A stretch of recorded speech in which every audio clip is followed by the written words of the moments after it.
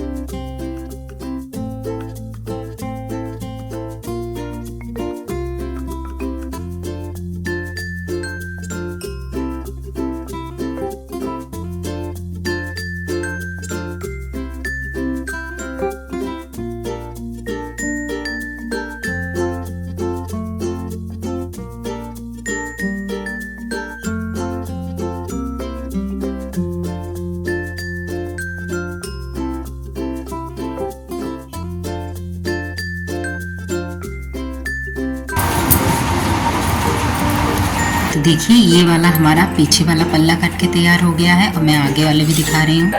और ये देखिए ये इसके आगे वाले दोनों पल्ले कट के तैयार हो गए हैं। अब मैं आपको इसकी स्लीव्स की कटिंग दिखा रही हूँ। ये देखिए ये जो बचा वाला कपड़ा है इससे हम बाहें निकालेंगे। तो सबसे पहले हमने बचे हुए कपड़े को जितनी लंबाई की बाहें रखनी है उतनी ले लिया। अब इसको हमने डबल फोल्ड कर लिया और इसकी अब हम कटिंग नाप दिखा रहे हैं।